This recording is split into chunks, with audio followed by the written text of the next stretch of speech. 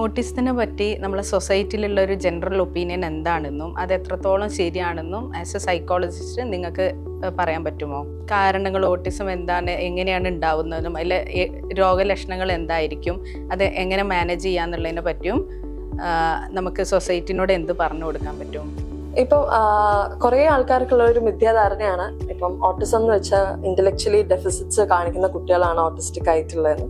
അതിലുപരി ഓട്ടിസം അല്ലെങ്കിൽ ഓട്ടിസ്റ്റിക് ആയിട്ടുള്ള ഒരു കുട്ടീനെ നമുക്ക് ഡിഫൈൻ ചെയ്യാൻ പറ്റുന്നത് മെയിനായിട്ട് അവരെങ്ങനെ അവരുടെ കമ്മ്യൂണിക്കേഷനിൽ വരുന്ന ഡിഫിക്കൽട്ടീസ്, അല്ലെങ്കിൽ അവരുടെ സോഷ്യൽ കമ്മ്യൂണിക്കേഷനിൽ വരുന്ന ഡിഫിക്കൽട്ടീസ്, അല്ലെങ്കിൽ റിപ്പീറ്റേറ്റീവ് ആയിട്ടുള്ള ബിഹേവിയേഴ്സ് കാണിക്കുക, സെൻസറി ഇഷ്യൂസ് കാണിക്കുക, ഇങ്ങനെ കോമൺ ആയിട്ട് ഒരു സ്പെക്ട്രം എന്ന് പറയാം നമുക്ക്. അങ്ങനെ ഒരു സ്പെക്ട്രം ഓഫ് കണ്ടീഷൻസ് കാണിക്കുന്നതിനെയാണ് നമ്മൾ ഓട്ടിസം എന്ന് പറയുന്നത്. ആക്ച്വലി ഒരു ന്യൂറോ ഡെവലപ്മെന്റൽ കണ്ടീഷനാണ്. Neuro developmental condition in the sense നമുക്ക് എങ്ങനെ പറയാന്ന് വെച്ചാൽ, അതായത് ബ്രെയിൻ ഫങ്ഷൻസിൽ ഉണ്ടാകുന്ന വ്യതിയാനം കാരണം കുട്ടികളിൽ ഉണ്ടാകുന്ന കുറച്ച് സ്കിൽ ഡെഫിസിറ്റ്സ് ആണ്, അല്ലെങ്കിൽ ഒരു വേരിയേഷൻ ആണെന്ന് പറയാം ഓട്ടിസം എന്ന് പറയുന്നത്. അപ്പൊ അത് പല ഏരിയാസിൽ എഫക്ട് ചെയ്യും. ഇപ്പം ഈ പറഞ്ഞ പോലെ കമ്മ്യൂണിക്കേഷൻ ഉണ്ടാവാം, അപ്പൊ അതിനാണ് നമ്മൾ സ്പീച്ച് തെറപ്പി എടുക്കുന്നത്. അതുപോലെ തന്നെ എഡ്യൂക്കേഷൻ, അക്കാഡമിക്സിലെ ഡിഫിക്കൽട്ടീസ് ഉണ്ടാവാം, ഡെയിലി ലിവിങ് സ്കിൽസ് ഡിഫിക്കൽട്ടീസ് ഉണ്ടാവാം. അപ്പൊ നമ്മൾ അതിന് ഏതൊക്കെ ഏരിയയിലാണോ നമ്മൾ ഡെഫിസിറ്റ്സ് കാണിക്കുന്നത് ആ ഏരിയയിൽ ഉള്ള തെറപ്പീസ് ഹെൽപ്പ് ചെയ്യാൻ സഹായിക്കും. അപ്പം സാധാരണ ഞാൻ കേട്ടിട്ടുണ്ട്, ഇപ്പം രക്ഷിതാക്കൾ കുറേ വെയിറ്റ് ചെയ്യും, ഈ ശരിയാകാം, 1 വയസ്സിൽ തന്നെ ഇത് മനസ്സിലാവോ, 2 വയസ്സ് വരെ വെയിറ്റ് ചെയ്തോളൂ എന്നൊക്കെ പല ആൾക്കാരും പറഞ്ഞു കൊടുത്തിട്ട് നമ്മളടുത്ത് എത്തുന്ന കുട്ടികൾ കുറേ പ്രായം കൂടിയതിന് ശേഷം നമ്മളടുത്ത് എത്തുന്നുണ്ട്. അത് എത്രത്തോളം ശരിയാണ്? ഇതിന് ഒരു പ്രായമുണ്ടോ ഏറ്റവും നേരത്തെ മനസ്സിലാക്കുക എന്നുള്ളതിനെ പറ്റി? ഇപ്പൊ നമുക്ക് ഏർലി സൈൻസ് ആൻഡ് സിംറ്റംസ് എന്ന് പറഞ്ഞിട്ട് കുറച്ച് കാര്യങ്ങൾ നമുക്ക് മനസ്സിലാക്കാൻ എളുപ്പമാണ്. കാരണം കുട്ടി കണ്ണിലേക്ക് നോക്കി സംസാരിക്കുന്നില്ല, അല്ലെങ്കിൽ ഒരു ഹായ് പറയുമ്പോൾ തിരിച്ച് റെസ്പോണ്ട് ചെയ്യുന്നില്ല, പേര് വിളിക്കുമ്പോൾ തിരിഞ്ഞു നോക്കുന്നില്ല, ഇങ്ങനെ തുടങ്ങി പല ഏരിയാസിൽ കുട്ടികൾക്ക് ഡിഫിക്കൽട്ടീസ്, അല്ലെങ്കിൽ കുട്ടിയുടെ ഏജിനനുസരിച്ചിട്ടുള്ള ഡെവലപ്മെന്റ് കുട്ടിക്ക് വന്നിട്ടില്ല എന്നൊക്കെ നമുക്കൊരു പക്ഷെ തോന്നാം.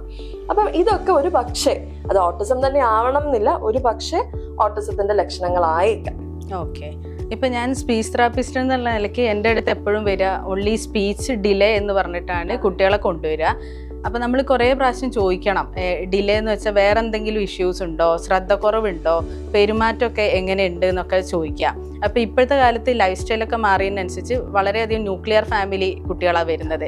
അപ്പോൾ അവർക്കിപ്പം ആ കുട്ടിയായിരിക്കും അതിൽ ഒള്ളി കുട്ടി. ഇപ്പം വേറെ നമ്മൾ കുറച്ച് മുമ്പത്തെ കാലത്തൊക്കെ ആണെങ്കിൽ 2 3 മക്കളൊക്കെ ഒരു ഫാമിലിയിലുണ്ട്. അപ്പം they automatically will compare with elder siblings.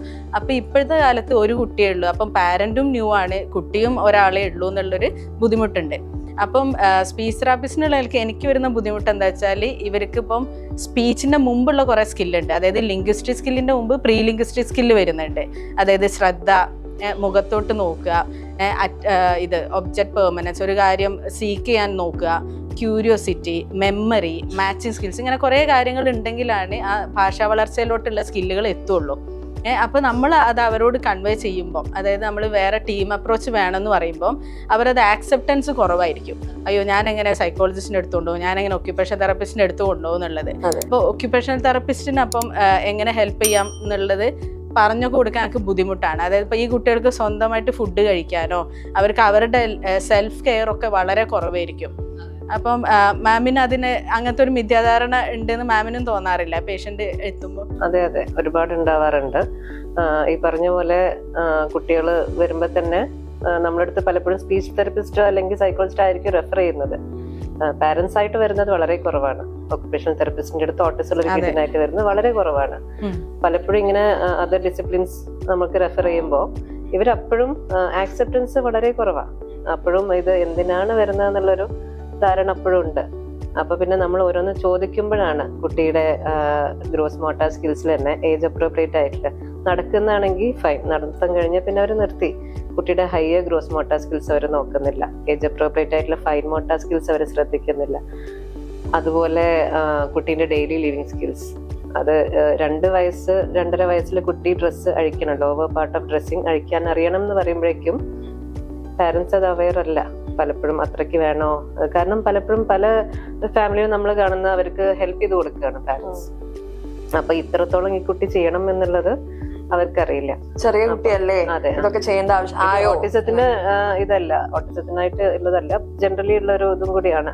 ഓട്ടിസത്തിനായിട്ട് വരുമ്പോൾ നമ്മൾ പിന്നെ അടുത്ത നമ്മൾ ചോദിക്കുന്ന സെൻസറി ഇഷ്യൂസ് എന്തെങ്കിലും ഉണ്ടോ എന്നാണ്.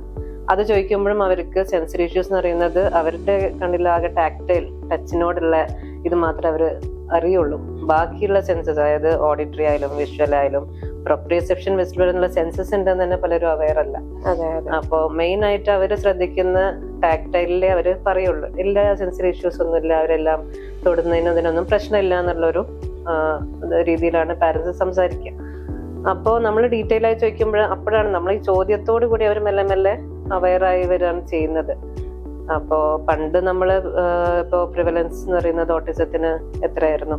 ഒരു 15-20 ഇയേഴ്സ് മുമ്പാണെങ്കിൽ ഇറ്റ് വാസ് 1 in 100 അല്ലെ? ഇപ്പൊ ഇറ്റ് ഈസ് 1 in 68. അത്രയും നമ്മൾ കേസസ് കൂടിയിട്ടും നമ്മളെ ഈ ഒരു ഇതിലുള്ള അവയർനെസ് പ്രോഗ്രാംസ് അത്ര എഫക്റ്റീവ് ആയിട്ടില്ല എന്നാണ് അത് കാണിക്കുന്നത്.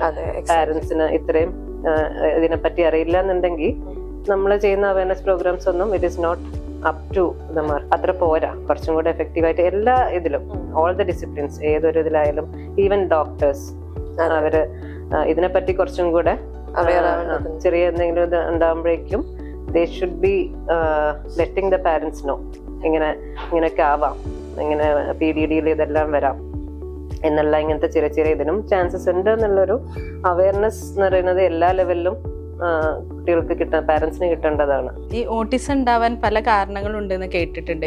Genetic cause, neurological cause. അപ്പം അങ്ങനത്തെ എന്തെങ്കിലും കൂടുതൽ നമ്മുടെ സൊസൈറ്റിക്ക് വേണ്ടി പറഞ്ഞുതരാൻ പറ്റുമോ? അതായത് ഇന്ന റീസൺസ് ഉണ്ടെങ്കിൽ it may lead to autism എന്നുള്ളത്, അങ്ങനത്തെ എന്തെങ്കിലും റീസൺസ്, കോസസിനെ പറ്റി ഒന്ന് കൂടുതൽ പറഞ്ഞു തരാൻ പറ്റുമോ? ഈ പറഞ്ഞ പോലെ തന്നെ മാം പറഞ്ഞ ഈ ഒരു കുറച്ച് കോസസ് തന്നെയാണ് മെയിൻ ആയിട്ട്. സത്യം പറഞ്ഞാൽ എന്താണ് എക്സാക്ട് കോസ് എന്നുള്ളത് ഇപ്പോഴും ആർക്കും അറിയില്ല. ഒരുപാട് അതർ ഡിസോർഡേഴ്സ് പോലെ തന്നെ ഓട്ടിസത്തിന്റെ മെയിൻ ഇതാണ് എന്തൊക്കെയാണെന്ന് പറയാൻ പറ്റില്ല. പക്ഷേ ഇതുവരെയുള്ള ഒരു സ്റ്റഡീസും ഇതെല്ലാം വെച്ചിട്ട് ജനറ്റിക് കോസസ് ആവാം. ഏതെങ്കിലും ഒരു പേര്, എന്തെങ്കിലും സിൻഡ്രോം റിലേറ്റഡ് ആയിട്ട്, അതുപോലെ ഫ്രജൈൽ എക്സ് സിൻഡ്രോം പോലുള്ള സിൻഡ്രോംസിന് അസോസിയേറ്റഡ് ആയിട്ട് ഓട്ടിസം വരാം. അതാണ് ജനറ്റിക്കലി കൂടുതലും. അതുപോലെ ജനറ്റിക് ഡിസോർഡേഴ്സിന്റെ കൂടെ വരുന്ന ഓട്ടിസ്റ്റിക് ട്രേറ്റ്സ് ഒക്കെ അതിലാണ് വരുന്നത്. പിന്നെ ഉള്ളത് എൻവയോൺമെന്റൽ ഫാക്ടേഴ്സ് ആണ്. ഇപ്പൊ നമ്മൾ ധാരാളമായിട്ട് നമ്മുടെ അടുത്ത് വരുന്ന കുട്ടികൾക്കൊക്കെ കൂടുതലും നമ്മൾ മോർ ദാൻ ജനറ്റിക് കോസസ്, എൻവയോൺമെന്റൽ കോസസ് കാരണം കോവിഡ് ടൈമിനൊക്കെ കൂടുതൽ ജസ്റ്റ് ഒരു എക്സാമ്പിൾ ആണ്. അതിന്റെ മുമ്പ് തന്നെ കോവിഡ് ടൈമിൽ ഉണ്ടായത് എന്താണെന്നാണ് നമ്മൾ നോക്കേണ്ടത്. അതായത് ഐസൊലേഷൻ, കുട്ടികൾ ബാക്കിയുള്ള കുട്ടികളായിട്ടോ ബാക്കി സൊസൈറ്റി ആയിട്ടോ അവർക്ക് മിങ്കിൾ ചെയ്യാനുള്ള അവസരങ്ങൾ കുറഞ്ഞ ചാൻസസ് അവർക്ക് കുറഞ്ഞു വരുമ്പോഴാണ് അവര് സോഷ്യലി ഐസൊലേറ്റഡ് ആയിട്ട് കമ്മ്യൂണിക്കേഷൻ കുറവാകുമ്പോ, അതുമല്ലെങ്കിൽ പാരന്റ്സ് രണ്ടുപേരും ജോലിക്ക് പോകുന്ന ചെറിയ ന്യൂക്ലിയർ ഫാമിലി, മാം നേരത്തെ പറഞ്ഞ പോലെ ന്യൂക്ലിയർ ഫാമിലിയിലെ കുട്ടികളാവുമ്പോ ഈ പറഞ്ഞ പോലെ എൽഡർ സിബ്ലിങ്സ് ഉണ്ടെങ്കിൽ തന്നെ അവർ സ്കൂളിലേക്ക് പോകും, അവരവരെ കളിക്ക് പോകും. ഈ കുട്ടി ഈസ് ഐസൊലേറ്റഡ് അല്ലെ? അപ്പോ ഇങ്ങനെ ഉള്ളൊരു സാഹചര്യത്തില് കുട്ടിക്ക് ഈ ഒരു 1.5 മുതൽ 3 ഇയേഴ്സ് വരെ ഉള്ളൊരു ഏജില് കുട്ടി കൂടുതലായിട്ടും സംസാരിക്കേണ്ട പോലെ ഒരുപാട് ആൾക്കാരായിട്ട് സംസാരിക്കാൻ ചാൻസസ് കിട്ടാതിരിക്കുക. അതുപോലെ തന്നെ സ്ക്രീൻ ടൈം, അത് നമ്മൾ വെർച്വൽ ഓട്ടിസത്തിലൊക്കെ പറയുന്ന പോലെ തന്നെ സ്ക്രീൻ ടൈം കൂടുമ്പോൾ എന്താന്ന് വെച്ചാൽ കുട്ടിക്ക് ഒരു വെർച്വൽ വേൾഡ് ആണ് വരുന്നത്.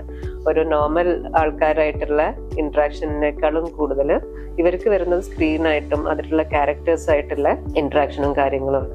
അപ്പോൾ അവരതിൽ നിന്നാണ് ലാംഗ്വേജ് പഠിക്കുന്നത്, അവരതേ സംസാരം പഠിക്കുന്നു. അതുപോലെ തന്നെ കാർട്ടൂൺ ടോക്സ് എന്നൊക്കെ പറഞ്ഞിട്ടാണ് പാരന്റ്സ് പലരും വരുന്നത്. അപ്പൊ അതൊക്കെ ഇങ്ങനെയുള്ള ഒരു സ്ക്രീൻ ടൈം കൂടിയതിന്റെയും കമ്മ്യൂണിക്കേഷൻ, ബാക്കിയുള്ള നോർമൽ കമ്മ്യൂണിക്കേഷൻ കുറവായതിന്റെയും, അതുപോലെ തന്നെ പല പാരന്റ്സിന് ഹെൽപ്പില്ല. പല വീട്ടിലും parents they don't have any other help. അപ്പൊ വീട്ടിലെ കാര്യങ്ങൾ ചെയ്യാൻ വേണ്ടി കുട്ടീന്റെ കയ്യിൽ സ്ക്രീൻ കൊടുക്കുന്നു, ഫോൺ കൊടുക്കുന്നു, TV-യിൽ ഇട്ട് കൊടുക്കുന്നു. അങ്ങനെയൊക്കെ ആവുമ്പോ കുട്ടി അതില് ഹാപ്പിയാണ്. കുട്ടി ഒതുങ്ങിയിരിക്കും. ഏതൊരു കുട്ടിയായാലും നമ്മളായാലും ഫോൺ കിട്ടി ഒതുങ്ങിയിരിക്കൂലേ? കുട്ടി ഒതുങ്ങിയിരിക്കും ഫോണില്. അപ്പോ ആ ഒരു ഇതില് കുട്ടിക്ക് ബാക്കിയുള്ള ഡെവലപ്മെന്റ് എന്താവും എന്നുള്ളത് പാരന്റ്സ് അപ്പൊ ചിന്ത പോവില്ല. അതുപോലെ ഇപ്പോൾ നമുക്ക് എത്ര നേരത്തെ മനസ്സിലാക്കാം? അപ്പം നമ്മൾ ഈ കണ്ണിലോട്ട് നോക്കുക എന്നൊക്കെ നേരത്തെ പറഞ്ഞല്ലോ, അതൊക്കെ ഏത് പ്രായത്തിൽ മനസ്സിലാക്കാം? ഒരു വയസ്സിന് താഴെ ജന്മനാ തന്നെ മനസ്സിലാക്കാനുള്ള എന്തെങ്കിലും ടെസ്റ്റ് മെറ്റീരിയൽ അങ്ങനെ എന്തെങ്കിലും ഉണ്ടോ? നമുക്കൊരു 6 months, 3 to 6 months തന്നെ കുട്ടി നമ്മളെ വിളിക്കുമ്പോഴും അല്ലെങ്കിൽ നമ്മളൊരു ടോയ്സ് കാണിച്ചു കൊടുക്കുമ്പോഴൊക്കെ കുട്ടി അതിനോട് റെസ്പോണ്ട് ചെയ്യുന്നുണ്ടോ എന്നൊക്കെ തുടങ്ങി തന്നെ നമുക്ക് മനസ്സിലാക്കാൻ പറ്റും. ചിരിച്ചു തുടങ്ങാം. അതെ, നമ്മൾ കൊടുക്കുന്ന ഒരു സ്റ്റിമുലൈക്ക് കുട്ടി റെസ്പോൺസ് തരുന്നുണ്ടോ ഇല്ലയോ എന്നൊക്കെ ഉള്ളത് നമുക്ക് മനസ്സിലാക്കി തുടങ്ങാൻ പറ്റും. ഇന്റൻസീവ് തെറപ്പിയിലൂടെ ഒരു 5 വയസ്സാവുമ്പോഴേക്കും, അതായത് നമ്മൾ പറയും ഒരു മേജർ ഡെവലപ്മെന്റ്, ബ്രെയിനിന്റെ മേജർ ഡെവലപ്മെന്റ് നടക്കുന്നത് ഒരു 6 years വരെയാണ്, 5 to 6 years വരെ, ക്രിട്ടിക്കൽ ഏജ് എന്നൊക്കെ പറയുന്നത്, അതെ, ന്യൂറോപ്ലാസ്റ്റിസിറ്റി. അപ്പൊ ആ സമയത്ത് മേജർ ആയിട്ട് എന്തെങ്കിലും ഒരു സിംറ്റംസ് കുട്ടി കാണിക്കുകയാണ് എന്നുണ്ടെങ്കിൽ ഇന്റൻസീവ് തെറപ്പി കൊടുത്ത്, അതായത് speech therapy, occupation therapy, behaviour therapy, special education തുടങ്ങിയ എല്ലാ ഏരിയാസും സ്കിൽ ഡെവലപ്മെന്റിന് വേണ്ട എല്ലാ തെറപ്പീസും എടുത്തു കഴിയുമ്പോൾ നമുക്ക് ഒരു പരിധി വരെ കുട്ടീനെ സ്കിൽ ഡെവലപ്പ് ചെയ്യാൻ പറ്റും.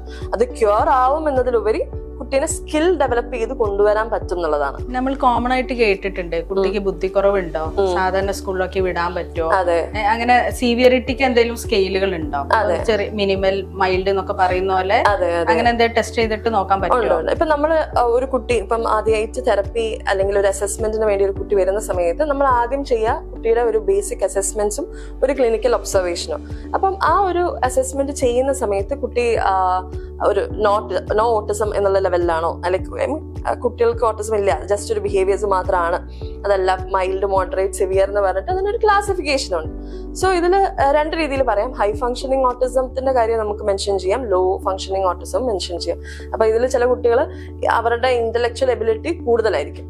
അങ്ങനെയുള്ള കുട്ടികൾ, അതായത് അവർക്ക് അവരുടെ കാര്യങ്ങളൊക്കെ ചെയ്യാൻ വേണ്ടിയിട്ട് പറ്റുന്ന കുട്ടികളായിരിക്കാം, പക്ഷെ ദേ മൈറ്റ് ഹാവ് കുറച്ച് ഡെഫിസിറ്റ്സ് ഉണ്ടാവും കുറച്ച് ഏരിയാസിൽ.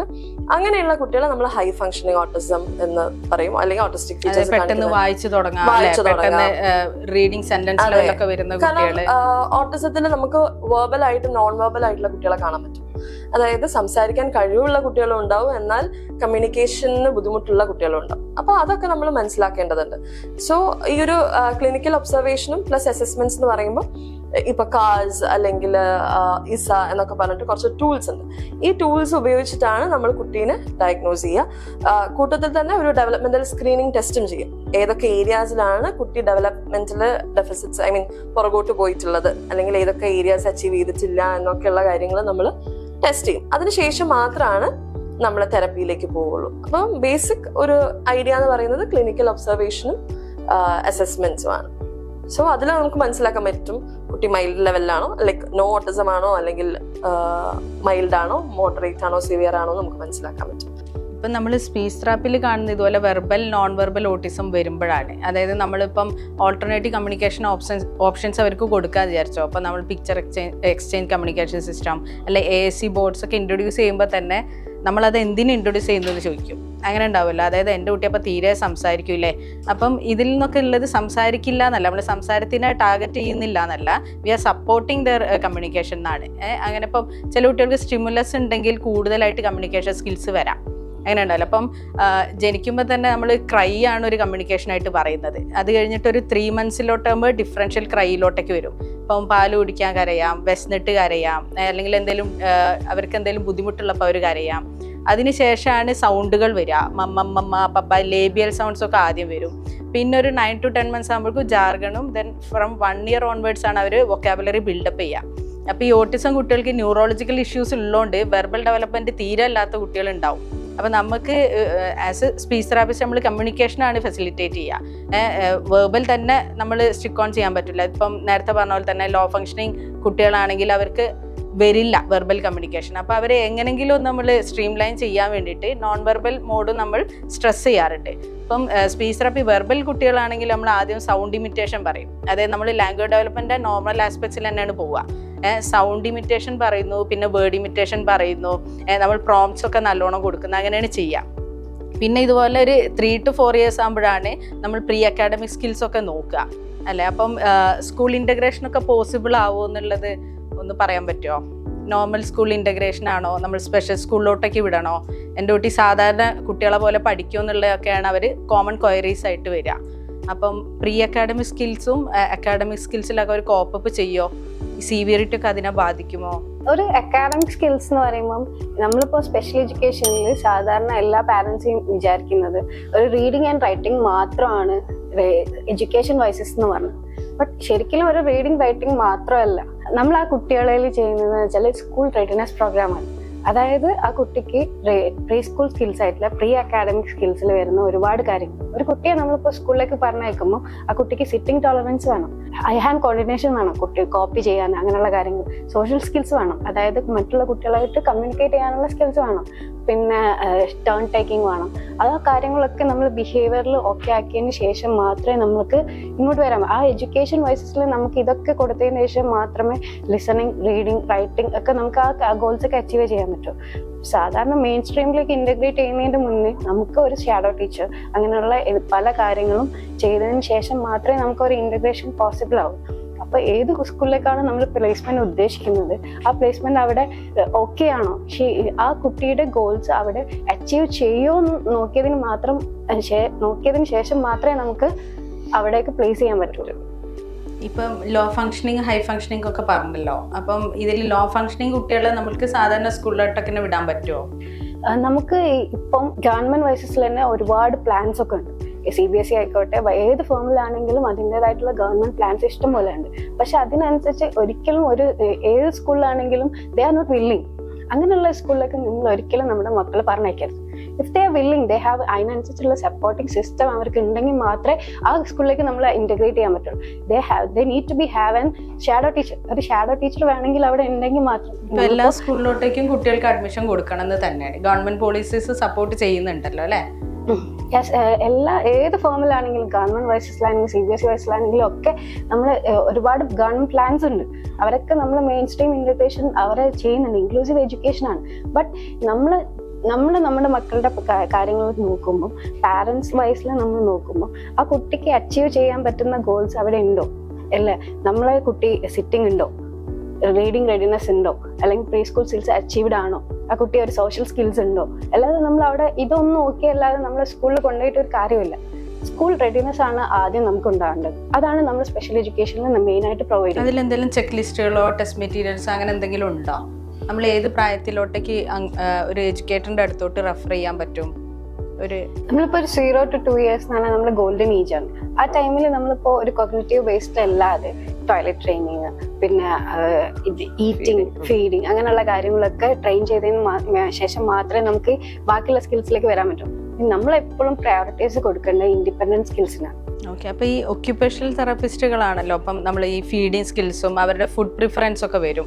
ഇപ്പം കുറേ ജങ്ക് ഫുഡും അങ്ങനെ കുറേ ചോക്ലേറ്റ്സ് ഇതൊക്കെയാണ് കുട്ടികൾ കഴിക്കുന്നത് അല്ലേ? അപ്പോൾ ഡയറ്റിൽ എന്തെങ്കിലും കൺട്രോൾ വരുത്തണം അവരുടെ ബിഹേവിയറൽ ഇഷ്യൂസ് മാനേജ് ചെയ്യാൻ. അപ്പോൾ എങ്ങനെയാണ് ഇപ്പോൾ ഒക്യുപേഷൻ തെറാപ്പി എന്താണെന്നൊക്കെയാണ് സാധാരണ അവർ ചോദിക്കുക. എന്തിനിപ്പോൾ ഒരു ഒക്യുപേഷൻ തെറാപ്പിസ്റ്റിനെ കാണണം? സ്പീച്ച് തെറാപ്പി തന്നെ എല്ലാം ചെയ്യാം, അല്ല ബിഹേവിയറൽ തെറാപ്പിയിൽ തന്നെ എല്ലാം ആവുമല്ലോ എന്നാണ്. അപ്പം ഡയറ്റിനെയും അവരുടെ ആ സെൻസറി ഇൻറ്റഗ്രേഷനൊക്കെ എങ്ങനെ ഒക്യുപേഷൻ തെറാപ്പിസ്റ്റിനെ ഹെൽപ്പ് ചെയ്യാൻ പറ്റും? ഇപ്പോ മാം പറഞ്ഞ പോലെ ഫീഡിങ്, ഡ്രസ്സിങ് ഇതെല്ലാം ഭയങ്കര ഇമ്പോർട്ടൻ്റാണ്. കാരണം കുട്ടീനെ ഇൻഡിപെൻഡന്റ് ആക്കിയിട്ട് വേണം സ്കൂളിലേക്ക് റെഡി ആക്കാൻ. അപ്പോൾ ഈ ഇൻഡിപെൻഡൻസ് എന്ന് പറയുന്നത് ഓരോ ഏജിലും ഓരോന്നാണ്. ഇപ്പോ ഒരു 6 months ആയ കുട്ടി അല്ലെങ്കിൽ 7-8 months ആകുമ്പോഴേക്കും ഒറ്റയ്ക്ക് ഒരു ബിസ്ക്കറ്റ് കഴിക്കാനാവണം. അതിൽ ഹാൻഡിലെ ഫങ്ഷൻസ് ഇമ്പോർട്ടൻ്റ് ആണ്, ഫൈൻ മോട്ടോർ സ്കിൽസ് ഇമ്പോർട്ടൻ്റ് ആണ്, ഫീഡിങ് സ്കിൽസ്, ഈ പറയുന്ന പോലെ കോർഡിനേഷൻ, ഐ ഹാൻഡ് കോർഡിനേഷൻ വേണം. അങ്ങനത്തെ ഒരുപാട് സ്കിൽസ് ഇമ്പോർട്ടൻ്റ് ആണ് അതിൽ. അതുപോലെ തന്നെ ഡ്രസ്സിങ്, നേരത്തെ ഞാൻ പറഞ്ഞ പോലെ ഫീഡിങ്, ഡ്രസ്സിങ്, ടോയ്ലറ്റിങ് ഇതെല്ലാം ഒക്യുപേഷണൽ തെറപ്പിസ്റ്റ് ഡീറ്റെയിൽ ആയിട്ട് ഇവാലുവേറ്റ് ചെയ്ത് അതിനുള്ള തെറപ്പിയും എല്ലാം പറഞ്ഞ് കുട്ടികളെ ഇൻഡിപെൻഡന്റ് ആക്കി കൊണ്ടുവരേണ്ട ഏരിയാസ് ആണ്. Self help skills, adaptive skills എന്ന് പറയുന്നത്. അവരുടെ ഡെയിലി ലൈഫിൽ അവർ വേറെ ആരെയും ഡിപ്പെൻഡ് ചെയ്യാണ്ട്, ബിക്കോസ് ഇപ്പൊ നമുക്ക് ആ ഏജിൽ നമുക്ക് എന്ത് ചെയ്യാൻ പറ്റും, കുട്ടീനെ നമുക്ക് ഹെൽപ്പ് ചെയ്യാനും ഇതിലെല്ലാം ചെയ്യാൻ പറ്റും. കാരണം കുട്ടി ചെറുതാണ്. പക്ഷെ വളർന്നു വരെ നമുക്ക് എന്ത് ചെയ്യാൻ പറ്റില്ല. ഈ കാര്യങ്ങളെല്ലാം കുട്ടിക്ക് ഒരു പ്രായം വരെ നമുക്ക് ചെയ്തു കൊടുക്കാൻ പറ്റുള്ളൂ. അപ്പൊ വെച്ച് ഇപ്പൊ നേരത്തെ അനു പറഞ്ഞ പോലെയുള്ള ഗോൾഡൻ ഏജ് ഉണ്ടല്ലോ, ആ 6 years മുമ്പ് ഇതെല്ലാം ശരിയാക്കിയാലേ നമുക്ക് പിന്നീട് ഒരു ഇൻഡിപെൻഡന്റ് ആയ ഒരു കുട്ടി, അതെ, ആ ഒരു ഗോള് നമുക്ക് അച്ചീവ് ആവുള്ളൂ. അപ്പോ അവരെ ഫീഡിങ് ഇമ്പോർട്ടന്റ് ആണ്. ഡ്രസ്സിംഗ്, ഡയറ്റിനെ പറ്റിയോ? അപ്പം ജങ്ക് ഫുഡിന്റെ ഒരു ഇൻഫ്ലുവൻസിനെ പറ്റിയോ? അതെ, അത് ഒരുപാടുണ്ട്. ജങ്ക് ഫുഡ് മാത്രല്ല, ജങ്ക് ഫുഡ് എന്ന് പറയുമ്പോൾ നമ്മൾ പുറത്തുനിന്ന് കഴിക്കുന്നത് അതല്ലാണ്ട് ഡെയിലി നമ്മൾ വീട്ടിൽ തന്നെ മേടിച്ചു വെക്കുന്ന ഒരുപാട് സാധനങ്ങളുണ്ട്. ഫോർ എക്സാമ്പിൾ കെച്ചപ്പ് ആയാലും ജാം, നമ്മളെല്ലാവരും നമ്മളെ കൊടുക്കുന്ന സാധനങ്ങളാണ്. അതിപ്പോ ഒരു നമ്മളെ ഹൗസ് ഹോൾഡിൽ ഇപ്പൊ ഒരുപാട് കോമൺ ആയിട്ട് വരുന്ന സാധനങ്ങളാണ്.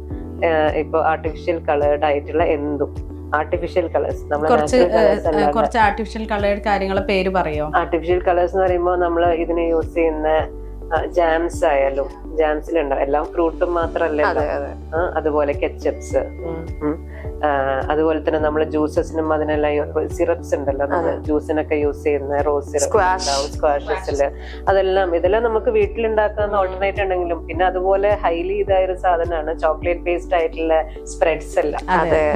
അത് even if we are making it at home, നമ്മൾ വീട്ടിൽ ഉണ്ടാക്കുകയാണെങ്കിൽ പോലും ഇറ്റ് ഇസ് ഹൈലി നമ്മളെ ബ്രെയിൻ സ്റ്റിമുലേറ്റ് ചെയ്യുന്ന സാധനങ്ങൾ. ചോക്ലേറ്റ്, കോഫി, അങ്ങനത്തെ കെഫീൻ ഉള്ള സാധനങ്ങളെല്ലാം ബ്രെയിൻ സ്റ്റിമുലേറ്റേഴ്സ് ആണ്. അപ്പൊ ചോക്ലേറ്റ് ഇങ്ങനത്തെ ഡയറ്റ് ആണെങ്കിൽ ഡയറ്റിൽ ഇതുപോലുള്ള ആർട്ടിഫിഷ്യൽ കളേഴ്സും ഫ്ലേവേഴ്സും ആസ് ഓൾസോ വെരി ഇമ്പോർട്ടന്റ്. അപ്പോൾ ഫ്ലേവേഴ്സും ആർട്ടിഫിഷ്യൽ കളേഴ്സും വരുമ്പോൾ it is highly stimulating for the brain.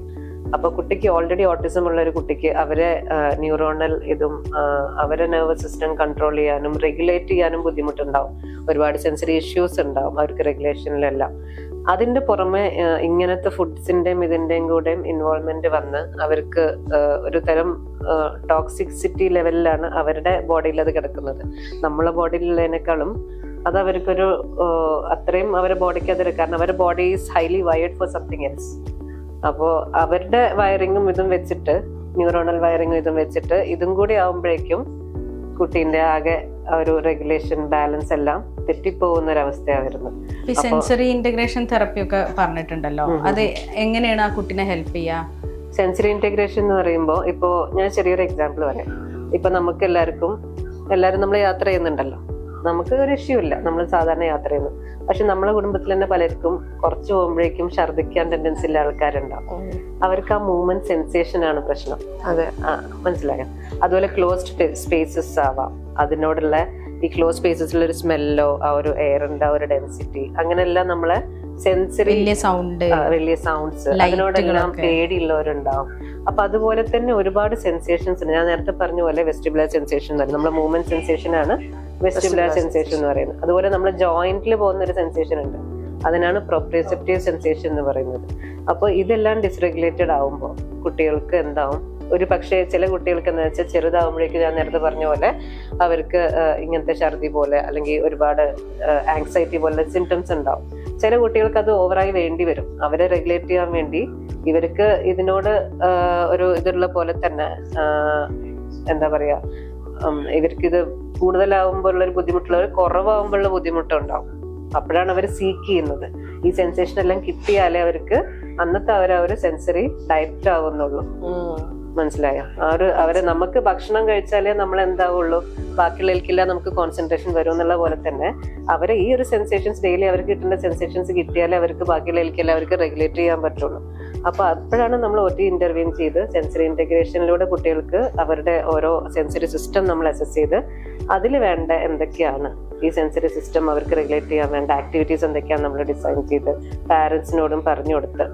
ഈ നമ്മൾ 45 മിനിറ്റ്സ് തെറപ്പിൽ നമുക്ക് ഒരുപാടൊന്നും കൊടുക്കാൻ കഴിയില്ല, കാരണം നമുക്ക് ഗോൾസ് അങ്ങനെ കിടക്കുക, ഡെയിലി ലിവിങ് സ്കിൽസും സെൻസറിന്റെ. അപ്പോൾ നമുക്കൊരു ചെറിയൊരു പാട്ട് മാത്രമേ നമുക്ക് കൊടുക്കാൻ പറ്റൂ. അപ്പൊ ബാക്കി നമ്മൾ പാരന്റ്സിനെ വെച്ചിട്ട് പാരന്റ്സിനോടാണ് പറഞ്ഞു കൊടുക്കുന്നത്, വീട്ടിൽ ഇതെല്ലാം ചെയ്യണം, ഇത്ര ആക്ടിവിറ്റീസ് വീട്ടിലും ചെയ്യണം എന്ന് പറഞ്ഞു കൊടുത്തോണ്ടാണ് കുട്ടിയുടെ ഒരു സെൻസറി ഇന്റഗ്രേഷൻ പ്രോപ്പർ ആയിട്ട് അപ്പോഴേ നടക്കുള്ളൂ. ഇനി ഇപ്പൊ സ്കൂളിലേക്ക് മാം പറഞ്ഞ പോലെ സ്കൂളിലേക്ക് വിടുന്ന കുട്ടികളാണെങ്കിൽ നമ്മൾ ടീച്ചേഴ്സിനോടും പറഞ്ഞു കൊടുക്കണം. ഇപ്പൊ ഷാഡോ ടീച്ചർ ഉള്ള കുട്ടിയാണെങ്കിൽ അവരോട് പറയും. ചിലപ്പോൾ ഹൈപ്പർ ആക്ടിവിറ്റി ഉള്ള കുട്ടികൾക്ക്, ഓട്ടിസം വിത്ത് ഹൈപ്പർ ആക്ടിവിറ്റി ഉള്ള കുട്ടികൾക്കൊക്കെ ആണെങ്കിൽ അവരെ റെഗുലേറ്റ് ചെയ്യാൻ വേണ്ടി അവർക്ക് ക്ലാസ് റൂമിൽ അറ്റൻഷൻ കൊടുക്കണം എന്നുണ്ടെങ്കിൽ അവരുടെ ഈ ഒരു റെസ്റ്റ്ലെസ്നെസ്സും ഇതെല്ലാം എന്തുകൊണ്ടാണോ അതിനുള്ളത് ആ പീരീഡിന്റെ ഒരു 5 നമ്മൾ എപ്പോഴും നമ്മൾ അഡ്വൈസ് ചെയ്യുന്ന ഒരു കാര്യം എന്താണെന്ന് വെച്ചാൽ 5 മിനിറ്റ്സ് ഒരു പീരീഡിന്റെ ലാസ്റ്റ് 5 മിനിറ്റ്സും അടുത്ത പീരീഡിന്റെ ഫസ്റ്റ് 5 മിനിറ്റ്സും കൂട്ടി ഒരു 10 മിനിറ്റ്സ് ഇൻ ബിറ്റ്വീൻ കുട്ടികൾക്ക് സെൻസറി ആക്ടിവിറ്റീസ് എന്തെങ്കിലും കൊടുക്കാം സ്കൂളിൽ. അപ്പൊ അവർക്ക് റെഗുലേറ്റ് ചെയ്ത് അറ്റ്ലീസ്റ്റ് അത് എന്ത് ചെയ്യാൻ പറ്റും, നെക്സ്റ്റ് ഒരു 20-25 മിനിറ്റ്സ് എങ്കിലും എഫക്റ്റീവ് ആയിട്ട് ക്ലാസ്സിൽ അവർക്ക് ഇരുന്ന് കൊടുക്കാനും അവർക്ക് അത് ശ്രദ്ധിക്കാനുള്ള ഇതുണ്ടാവും. പറഞ്ഞ പോലെ ഒരു 5 മിനിറ്റ്സ് ഒരു 10 മിനിറ്റ്സോളം സെൻസറി ആക്ടിവിറ്റീസ് എന്ന് പറഞ്ഞല്ലോ, അത് വിൽ ദാറ്റ് ബി സഫീഷ്യന്റ്? അതോ വേറെ സ്കില്ലുകളും കൂടെ നമ്മൾക്ക് വർക്ക് ചെയ്യേണ്ടി വരുമോ? നമ്മളിപ്പോ സ്കൂളിലാണെങ്കിൽ തന്നെ നമ്മൾ മാം പറഞ്ഞ മാതിരി ഓക്കെ അങ്ങനെ ചെയ്യണം. ഈ 5 minutes നമ്മൾ അതിന് കൊടുത്താലേ ആ എനർജി അവിടെ വാസ്റ്റ് ചെയ്താൽ മാത്രമേ നമുക്ക് ആ കുട്ടിയുടെ അറ്റൻഷൻ, സിറ്റിംഗ് അങ്ങനെയുള്ള കാര്യങ്ങളൊക്കെ കിട്ടുള്ളൂ. അപ്പോൾ ആ ടൈമിൽ നമുക്ക് കൊടുക്കാൻ പറ്റുന്ന മാക്സിമം നമ്മൾ കൊടുക്കുന്നു.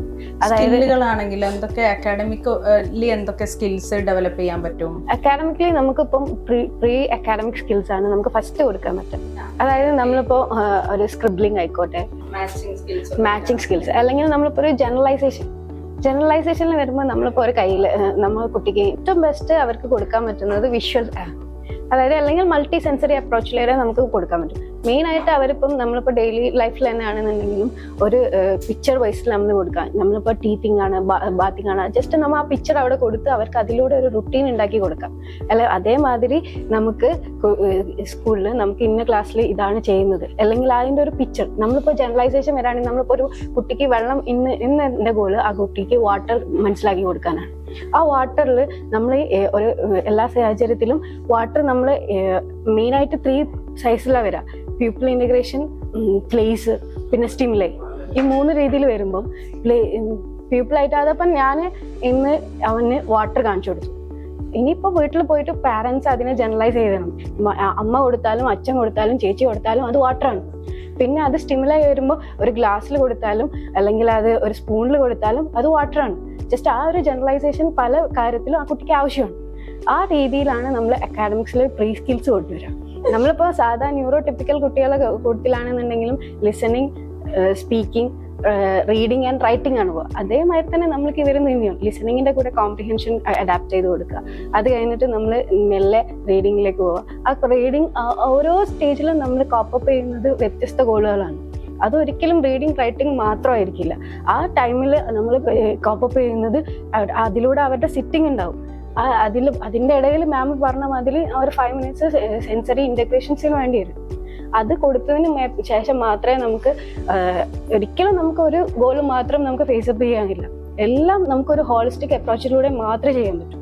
അതിന് നമ്മളിപ്പോൾ ഒരു കാര്യം പഠിപ്പിക്കുമ്പോൾ ആ കുട്ടിക്ക് അതിൻ്റെ ബിഹേവിയർ ഓക്കെ ആവണം, അതിനുള്ള സെൻസറി ആയിട്ടുള്ള ഓക്യുപ്പേഷണൽ ഗോൾസ് ഓക്കെ ആവണം. എന്നിട്ട് മാത്രമേ നമുക്ക് ഒരു അക്കാഡമിക് സ്കില്ല് ആ കുട്ടിക്ക് ഇൻട്രൊഡ്യൂസ് ആൻഡ് കോപ്പപ്പ് ചെയ്യാൻ പറ്റുള്ളൂ. ഇപ്പൊ നമുക്ക് അങ്ങനെ ആകുമ്പോൾ ഓട്ടിസത്തിന് ഒരു ടീം അപ്രോച്ച് തന്നെ വേണ്ടി വരും അല്ലേ? അപ്പൊ ആരുടെയൊക്കെ ഇൻവോൾവ്മെന്റ് വേണ്ടി വരും കൂടുതലായിട്ട്? ഇപ്പൊ കൂടുതലായിട്ട് ഞാൻ ആദ്യം പറഞ്ഞ പോലെ അസസ്മെന്റിന് ശേഷം നമുക്ക് മനസ്സിലാക്കാൻ പറ്റും കുട്ടിക്ക് ഏതൊക്കെ ഏരിയാസിലാണ് ഡെഫിസിറ്റ്സ് ഉള്ളതെന്ന്. അപ്പൊ അതിനനുസരിച്ച് ഇപ്പൊ ഫ്യൂച്ചർ കിഡ്സിൽ ചെയ്യുന്ന പോലെ തന്നെ ഒരു സ്പീച്ച് തെറപ്പിസ്റ്റ്, ഒരു ബിഹേവിയർ തെറപ്പിസ്റ്റ്, ഒരു ഒക്യുപ്പേഷണൽ തെറപ്പിസ്റ്റ്, ഒരു സ്പെഷ്യൽ എഡ്യൂക്കേഷൻ ഫിസിയോതെറപ്പിസ്റ്റിന്റെ ആവശ്യം വരാറുണ്ട്. എല്ലാ കുട്ടികൾക്കും വന്നിട്ടില്ലെങ്കിലും മസിൽ ടോണിൽ ഡിഫറൻസും അതുപോലെ തന്നെയുള്ള മറ്റ് കാര്യങ്ങളിൽ വരുമ്പോൾ ഫിസിയോതെറപ്പിസ്റ്റിന്റെ ആവശ്യം വരാറുണ്ട്. അപ്പം എല്ലാം കൂടെ ഉണ്ടെങ്കിൽ ഒരു സോഷ്യൽ ഇൻ്റഗ്രേഷൻ അപ്പം പോസിബിൾ ആവും അല്ലേ? നോർമൽ സൊസൈറ്റിയിലേക്ക് വിൽ ഗെറ്റ് ഇൻ്റഗ്രേറ്റഡ്. നമ്മൾ മാം പറഞ്ഞ മാതിരി നമ്മളൊരു ടീം അപ്രോച്ച് ആണ് എന്നൊക്കെ പറഞ്ഞു. ആ ടീം അപ്രോച്ചിൽ നമ്മളിപ്പോൾ ഒരു ന്യൂ പാരന്റ് ആണെന്നുണ്ടെങ്കിൽ ഒരു കുട്ടിക്ക് നമ്മൾ ഓട്ടിസം ഉണ്ടെന്ന് നമ്മൾ സംശയിക്കുകയാണ്. ആ ടൈമിൽ നമ്മൾ ആ കുട്ടിയെ എന്താണ് ചെയ്യാൻ പറ്റുക, അങ്ങനെ ഒരു ഡൗട്ട്ഫുൾ ആയിട്ടുള്ള സിറ്റുവേഷൻ ഉണ്ടാവും. അപ്പം ഇനിയുള്ള ആൾക്കാർക്ക് എന്ത് ചെയ്യാൻ പറ്റും, ആരൊക്കെ നമ്മൾ അപ്രോച്ച് ചെയ്യേണ്ടത് എന്നുള്ളതിനെ പറ്റി മാമിന് എന്തെങ്കിലും? നമ്മളെ സൊസൈറ്റിയിൽ പൊതുവെ എന്തെങ്കിലും ഒരു ഹെൽത്ത് കണ്ടീഷൻ ഉണ്ടെങ്കിൽ എപ്പോഴും ഡോക്ടേഴ്സിൻ്റെ അടുത്ത് തന്നെയാണ് പോവുക. അപ്പോൾ നമ്മൾ ഓട്ടിസം പോലത്തെ ബുദ്ധിമുട്ടുകളാണ് സസ്പെക്ട് ചെയ്യുന്നതെന്ന് വെച്ചാൽ നമുക്ക് എന്തായാലും ഒരു പീഡിയാട്രീഷ്യൻ എന്തായാലും they will anyway go to a paediatrician. പിന്നെ ന്യൂറോളജിസ്റ്റ്, പീഡിയാട്രിക് ന്യൂറോളജിസ്റ്റ് വേണ്ടി വരും. വെച്ചാൽ ന്യൂറോളജിക്കൽ കണ്ടീഷൻസും മേ ലീഡ് ടു ഓട്ടിസം എന്ന് നമ്മൾ പറഞ്ഞു. അതുപോലെ തന്നെ നമുക്ക് ജനറ്റിക് കൗൺസിലറിൻ്റെ അടുത്ത് പോകേണ്ടി വരും. ജനറ്റിക് കണ്ടീഷൻസും ഓട്ടിസത്തിലോട്ടേക്ക് കൊണ്ടുപോകാൻ ചാൻസ് ഉണ്ട്. അതുപോലെ തന്നെ ഡയറ്റീഷ്യനെ ആവശ്യമുണ്ട്. നമ്മൾ നേരത്തെ ഫീഡിങ്ങും ഡയറ്റും പറഞ്ഞ പോലെ. അപ്പം ഇവരെല്ലാം ഇപ്പോൾ ഉള്ളൊരു ബുദ്ധിമുട്ട് വെച്ചാൽ നമ്മൾ കുറച്ച് വെയിറ്റിംഗ് ടൈം എല്ലാ പ്രൊഫഷണൽസും അറിയാണ്ട് പറഞ്ഞു പോകുന്നുണ്ട് എന്നുള്ളതാണ് ഇപ്പോഴുള്ളൊരു മിസ്കൺസെപ്റ്റ് വരുന്നത്. അപ്പോൾ നമ്മളൊക്കെ ഇപ്പം ഡിസ്കസ് ചെയ്തല്ലേ, ഈവൻ 3 months ഉള്ളിൽ തന്നെ പല സ്കില്ലുകളും വരുന്നുണ്ട്, സ്റ്റാർട്ടിങ് ഫ്രം ബർത്ത് ക്രൈ. അപ്പോൾ എപ്പോഴും ഒരു കുട്ടി ജനിച്ചു കഴിഞ്ഞാൽ അപ്പോൾ നിയോനറ്റോളജിസ്റ്റിനെ കാണുന്നുണ്ട്, വാക്സിനേഷനൊക്കെ അവർ പോകുന്നുണ്ട്. അപ്പോൾ അവർ കുറച്ചുകൂടെ ഗൈഡ് ചെയ്യുകയാണെങ്കിൽ നമുക്ക് കുറച്ചുകൂടെ ഏർലിയർ ആയിട്ട് നമ്മളെടുത്തോട്ടൊരു കുട്ടി എത്തും. അപ്പോഴാണ് ഒരു 6 years, ഇപ്പം നമ്മൾ പറഞ്ഞ പോലെ തന്നെ 6 yearsലോട്ടേക്ക് നമുക്ക് നോർമൽ ഒരു സ്കൂൾ ഇൻ്റഗ്രേഷനും സോഷ്യൽ ഇൻ്റഗ്രേഷനും പോസിബിൾ ആവുള്ളൂ. അപ്പോൾ ഇത്രയും മെഡിക്കൽ ടീമും പിന്നെ റിഹാബിലിറ്റേഷൻ എക്സ്പേർട്സായ നമ്മളും, അതായത് speech therapist, behavioural therapist, occupation തെറാപ്പിസ്റ്റും പിന്നെ സ്പെഷ്യൽ എഡ്യൂക്കേറ്ററിൻ്റെയും എല്ലാവരുടെയും കൂടെ ഉള്ള ഒരു കൊളാബറേഷൻ ഉണ്ടെങ്കിൽ നമുക്ക് കുറച്ചുകൂടെ ഓട്ടിസം കുട്ടികളെ മെയിൻ സ്ട്രീമിലോട്ടേക്ക് കൊണ്ടുവരാൻ പറ്റും. ഇപ്പം നമ്മൾ ഇത്രയും പറഞ്ഞല്ലോ. അപ്പം നമ്മൾ ഒരു മെയിൻ ഡിഫിക്കൽട്ടി എനിക്ക് ആസ് എ തെറപ്പിസ്റ്റ് തോന്നിയത് പാരൻസിൻ്റെ ഒരു ആക്സെപ്റ്റൻസും പാരൻസിൻ്റെ ഇൻവോൾവ്മെൻറ്റ് ഇൻ റീഹാബിലിറ്റേഷൻ പ്രോഗ്രാമുമാണ്. ഇപ്പം ഞാൻ കണ്ട അനുസരിച്ച് കുറേ ആൾക്കാർ ഭയങ്കര ഡിപ്രസ്ഡ് ആയി പോകുന്നുണ്ട്. ചിലർ ആക്സെപ്റ്റേ ചെയ്യില്ല, അല്ല എൻ്റെ കുട്ടിക്ക് ഒരു കുഴപ്പമില്ല, 5 വയസ്സാകുമ്പോഴേക്കും ഞങ്ങൾ സ്കൂളിൽ വിട്ടോളാം, ദാറ്റ് ഈസ് ഇനഫ്. നിങ്ങൾ പറഞ്ഞ അവർ കുറേ ഇപ്പം ഡോക്ടർ ഷോപ്പിംഗ് നടത്തും, ഇവിടെ പോവും അവിടെ പോവും, എല്ലാ സെൻറ്ററിലും പോവും, കുറേ ഗൂഗിൾ ചെയ്ത് നോക്കും. അപ്പം how we can psycho educate the parents? ആദ്യം എന്താണ് കുട്ടിയുടെ കണ്ടീഷൻ, അല്ലെങ്കിൽ ഏതൊക്കെ ഏരിയയിലാണ് കുട്ടിയുടെ സ്ട്രെങ്ത്, ഏതൊക്കെ ഏരിയയിലാണ് കുട്ടിയുടെ ഡെഫിസിറ്റ്സ് എന്ന് മനസ്സിലാക്കിയതിനു ശേഷം ഇതൊരു പ്രോപ്പർ ആയിട്ട് പാരന്റ്സിനോട് കമ്മ്യൂണിക്കേറ്റ് ചെയ്യുക എന്നുള്ളത്. അപ്പം ഏതൊക്കെ ഏരിയയിലാണ് ഡെഫിസിറ്റ്സ് അല്ലെങ്കിൽ ഏതൊക്കെ ഏരിയാസിലാണ് ഡിഫിക്കൽട്ടി എന്ന് മനസ്സിലാകുമ്പോൾ നമുക്ക് കുറച്ചും കൂടെ പാരന്റ്സിനെ പറഞ്ഞ് മനസ്സിലാക്കാൻ പറ്റും. ഓക്കെ, ഈ കുട്ടി ഇന്ന ഏരിയാസിൽ ഡെഫിസിറ്റ്സ് കാണിക്കുമ്പോൾ ഇത് മൈറ്റ് ബി ഇപ്പം ASD അല്ലെങ്കിൽ ഓട്ടിസം സ്പെക്ട്രം ഡിസോർഡർ അല്ലെങ്കിൽ ADHD എന്നുള്ള ഒരു കാറ്റഗറിയിലേക്ക് കുട്ടി കാണിക്കുന്നുണ്ട് എന്നുള്ളത് നമുക്ക് കമ്മ്യൂണിക്കേറ്റ് ചെയ്യാൻ പറ്റും. ഇത് കമ്മ്യൂണിക്കേറ്റ് ചെയ്യേണ്ട ഏറ്റവും വലിയ ഇമ്പോർട്ടൻ്റ് ആയിട്ടുള്ള ഒരു കാര്യം എന്താന്ന് വെച്ച് കഴിഞ്ഞാൽ, ഇത് പറയാത്തോടത്തോളം കാലം പാരന്റ്സ് അക്സെപ്റ്റ് ചെയ്യില്ല, അല്ലെങ്കിൽ അവർക്ക് മനസ്സിലാവില്ല. അവരിത് എൻ്റെ കുട്ടി ഒരു 5 വയസ്സാകുമ്പം സംസാരിച്ചോളും, അല്ലെങ്കിൽ അടങ്ങിയിരുന്നോളും, സാധാരണ സ്കൂളിൽ വിടാൻ പറ്റും എന്നുള്ളൊരു ചിന്തയായിരിക്കും പാരന്റ്സ് ഉണ്ടാവുക. ഇത് കമ്മ്യൂണിക്കേറ്റ് ചെയ്യുമ്പോൾ മാത്രമാണ് ഓക്കെ ഞാൻ എന്തൊക്കെയോ ശ്രദ്ധിക്കേണ്ടതുണ്ട്, അല്ലെങ്കിൽ നമ്മളിപ്പം ഒരു മൾട്ടി ഡിസിപ്ലിനറി ടീം വർക്ക് ചെയ്യുന്ന സമയത്ത് എന്തുകൊണ്ട് ഇവരൊക്കെ എൻ്റെ കുട്ടീൻ്റെ മുകളിൽ വർക്ക് ചെയ്യേണ്ട ആവശ്യം വരുന്നു എന്നുള്ള ഐഡിയ ഒക്കെ കൊടുത്തതിന് ശേഷം മാത്രമേ അവർക്ക് ആ ഒരു okay something I need to be done എന്നുള്ളൊരു ഐഡിയ പാരൻസിന് വരുള്ളൂ. ഈ ഐഡിയ ഇപ്പം മാം നേരത്തെ പറഞ്ഞ പോലെ ഒരു 45 to 1 hour മാത്രമാണ് കുട്ടി നമ്മുടെ മുന്നിൽ വരുന്നത്, ബാക്കി 23 hours കുട്ടി പാരൻസിന്റെ കൂടെയാണ്. സോ ഇത് മോണിറ്റർ ചെയ്യേണ്ട ആവശ്യകതയും അല്ലെങ്കിൽ എങ്ങനെ മോൾഡ് ചെയ്തെടുക്കേണ്ടതിന്റെ ആവശ്യകതയും നമ്മൾ പറഞ്ഞു കൊടുക്കേണ്ടതുണ്ട്. ഒരു ലോങ് ടേം പ്ലാൻ തന്നെ ആയിരിക്കുമല്ലോ, അതിനും ദേ ഷുഡ് ബി റെഡി. അതെ അതെ. ഓക്കെ, അപ്പൊ ഇപ്പം നമ്മൾ ഫ്യൂച്ചർ കിഡ്സ് ചൈൽഡ് ഡെവലപ്മെന്റ് സെന്ററിൽ ഏതൊക്കെ ഡിപ്പാർട്ട്മെന്റ് വരുന്നുണ്ട്, ഈ എല്ലാ ടീമും അവിടെ അവൈലബിൾ ആണോ? അപ്പം നമ്മളിപ്പം ഡിസ്കസ് ചെയ്ത പോലെ തന്നെ ഇപ്പം എന്തെങ്കിലും പെരുമാറ്റത്തിനോ ഇതുപോലെ എന്തെങ്കിലും ഏർലി സയൻസ് കാണിക്കുകയാണെങ്കിൽ അപ്പോൾ തന്നെ ഒരു എക്സ്പേർട്സിനെ, ഇപ്പം പീഡിയാട്രീഷ്യനാവാം അല്ലെങ്കിൽ ഒരു സ്പീച്ച് തെറാപ്പിസ്റ്റിനാവാം, നമ്മൾ ഈ പറഞ്ഞ എല്ലാ ടീം മെമ്പറിൽ ആരെങ്കിലും ഒരാളെ കാണിച്ചിട്ട് അവർ പറയുന്നത് ഇപ്പം ഫസ്റ്റ് അവരൊരു ട്രസ്റ്റ് ചെയ്യുക, ഇതാണ് ഈ പ്രോഗ്രാം എന്നുള്ളത് ട്രസ്റ്റ് ചെയ്തിട്ട് കറക്റ്റ് ഒരു റീഹാബിലിറ്റേഷൻ ഗോൾസും ഇൻ്റർവെൻഷൻ പ്രോഗ്രാംസും ഒക്കെ കറക്റ്റ് അറ്റൻഡ് ചെയ്യണം, കറക്റ്റ് ഹോം ട്രെയിനിങ്ങും മെഡിക്കൽ സപ്പോർട്ടും എല്ലാം കൊടുക്കുകയാണെങ്കിൽ നമുക്ക് ഓട്ടിസം ബാധിച്ച കുട്ടികളൊക്കെ കുറേയൊക്കെ നോർമൽ സോഷ്യൽ ഇൻ്റഗ്രേഷനിലോട്ടേക്ക് എത്തിക്കാൻ പറ്റും.